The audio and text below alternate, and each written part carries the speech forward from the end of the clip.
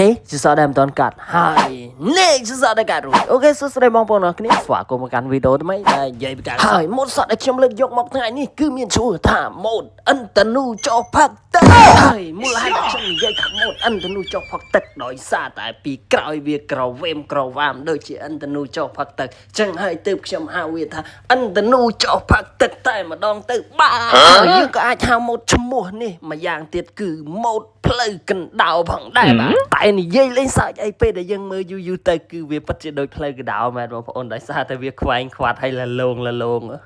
បងប្អូនដែលនៅស្រុកស្រែចំការប្រកាសជាស្គាល់ហើយផ្លូវកណ្ដោបែបម៉េចគឺដូចគ្នាតែម្ដង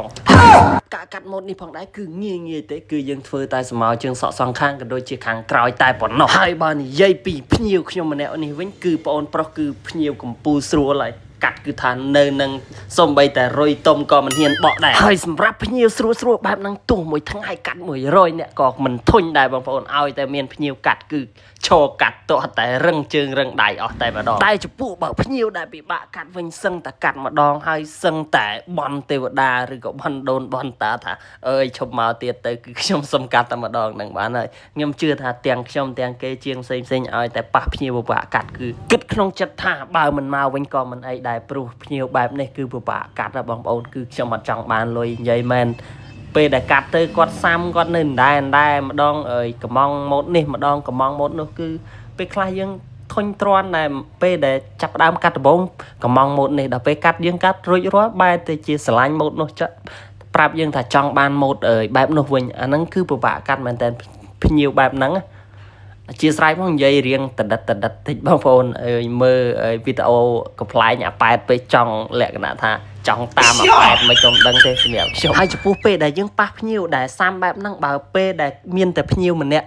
គាត់ម្នាក់គឺមិនអីទេពេលខ្លះទៅគឺមានភ្ញៀវអង្គុយចាំ2-3នាក់ហើយគាត់ពេលដែលយើងកាត់រួចមួយម៉ូតហើយគាត់បែរជាទៅចង់បានម៉ូតនោះសុំឲ្យយើងបដូរម៉ូតទៅម៉ូតនោះហើយពេលដែលយើងកាត់ហើយគាត់ចង់បានទៅម៉ូតចេះវិញគាត់ថាប្រហែលជាកាត់ចេះម៉ូតចេះស្អាតអីចេះមួយអីចឹងទៅពេលខ្លះក៏យើងរស់ស៊ីបងប្អូនពេលដែលគាត់ម្ដងកំងម៉ូតចេះម៉ូតចុះហើយពេលដែលភ្ញៀវអង្គុយចាំច្រើនពេលខ្លះយើងក៏គាត់អត់មានអារម្មណ៍មួយថាដែលក្រែងចិត្តជាងធម្មតាទេភ្ញៀវមកកាត់សក់